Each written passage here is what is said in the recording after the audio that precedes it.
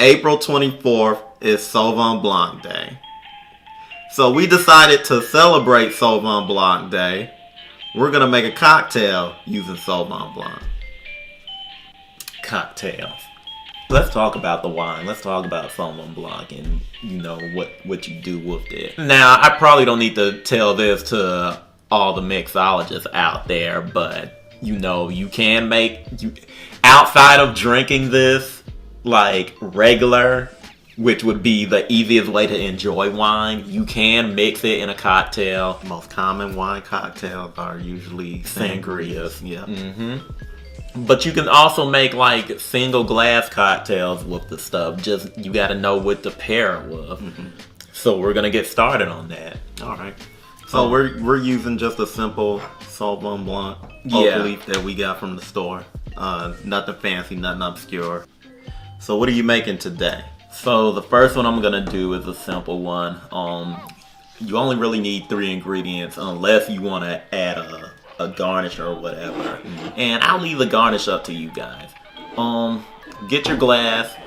It's gonna have some ice in it because that's how this is gonna go. You're gonna take your Sauvignon Blanc. You're gonna fill it up. And then you're gonna top off with 1 ounce of Saint Germain. Saint Germain is an liqueur, an elderflower liqueur to be precise. Then finish this off with some club soda. Okay.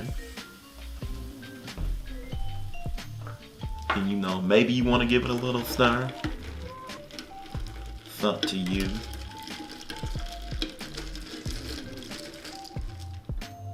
But that's about as simple as it gets. Okay. Incredibly light.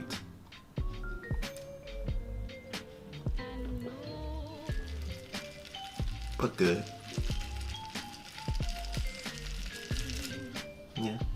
It's not, at least initially, it's not very heavy, but I can see drinking one of those on a spring day party type situation.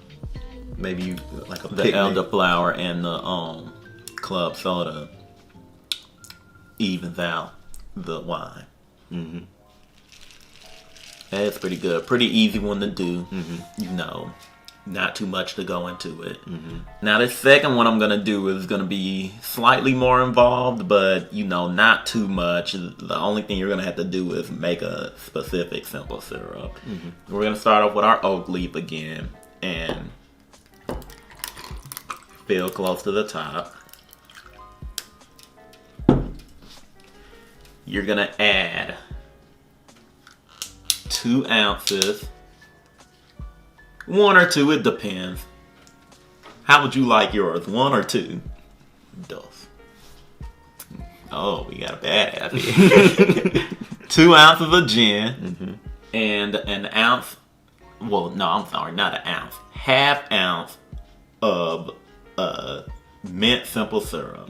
And this is easy to make. You're just gonna make simple syrup and then throw some mint in there and let it simmer until it absorbs all the flavors.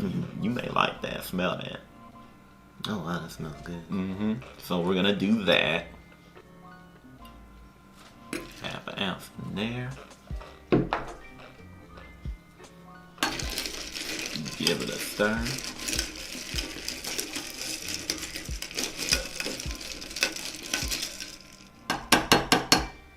And you know what? I didn't do a garnish last time. So we're gonna do one this time around.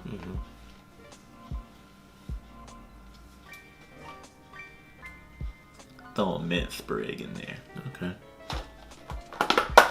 And there you go. So let's see how this one tastes.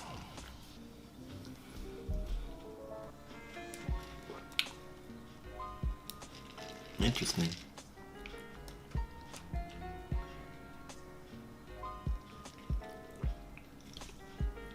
The mint plays a lot with that Tanqueray.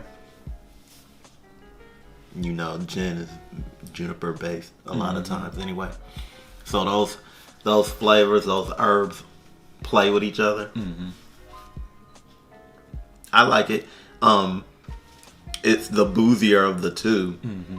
The first one is more of a light, you know, I could see that at like a day party or a brunch, like a light luncheon or a picnic or something like that. Something outside, you know. Something this like one you do this at home. this one you do at home or evening. This is an evening dinner party type situation. A little more boozy. You can get a little bit wild. I like both of them. This one in particular, I like that you can play with this one more. Actually, you can play with both of them. Yeah, you can more. actually play with both of them. And let me tell you how I would. This first one, if I had to change one thing, I would add lemon as a garnish. Something that you could squirt it could use a little lemon juice, just a little bit for a kick. This one, the ingredients are fine, but you can play with that one in ways like, say, a more top shelf wine or more top shelf gin, things like that. Imagine the thing about both of these. So how top shelf are we talking with the gin? Because I mean, depending on how higher than Tanqueray. I mean, like you could play, you can experiment. Like depending on what you're doing, and depending on the type of atmosphere you're serving that at. You know, we threw some oak leaf and some Tanqueray together. I'm not saying Tanqueray isn't top shelf, but I mean like Tanqueray is pretty common. But like with like throw some Hendrix in there instead. You know what I'm saying? Hendrix is a more floral based gin. So that will play well with the mint. As far as your wine is concerned, so here's the thing that we kind of have to stress with this: you don't need a super expensive wine to do cocktails. Something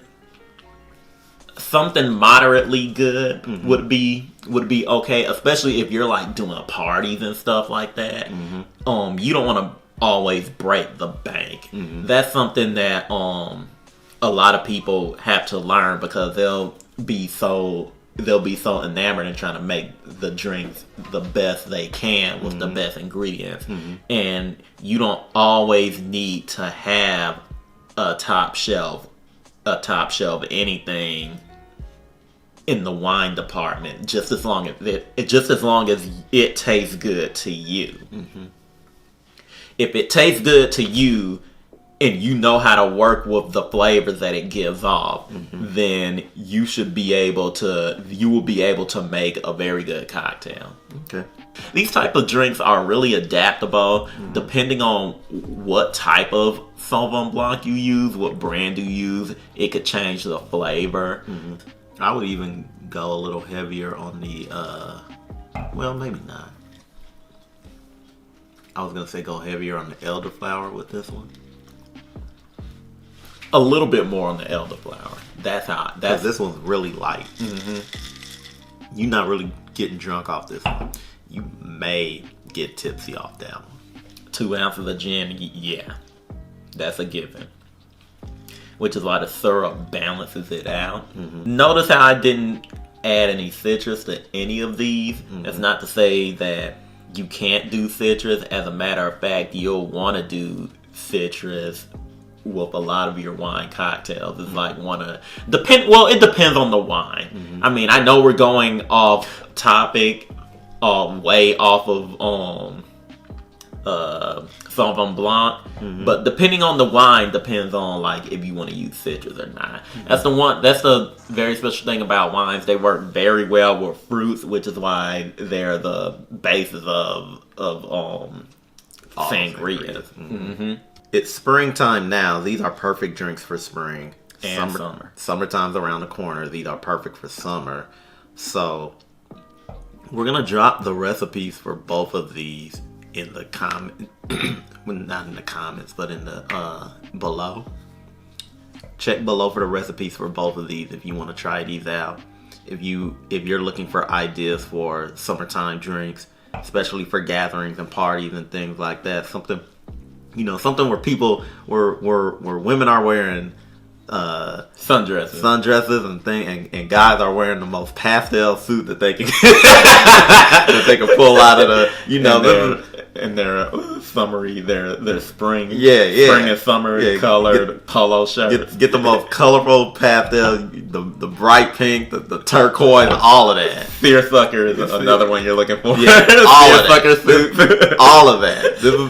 This is what I feel like if you're gonna drink either one of these, you gotta be wearing any of that. Mm-hmm. So if you want the recipes for these, they're gonna be below. And I guess happy Sauvignon Blanc Day. And we're gonna end it here. Make sure you like and subscribe. Check us out on Instagram, of course. Check us out on Twitter. And hit that bell so you know whenever we put up new episodes. Wash your hands. Don't forget to wash your hands. Yes, please wash your hands. And we're giving these recipes out assuming that by summertime you can wear your seersucker suit and your sundress and be outside amongst people. But if not, then wear that stuff inside and just go outside the porch. Yeah, do it on the porch in the backyard or something. But we'll see you guys next time. Everybody take care. And until next time, peace.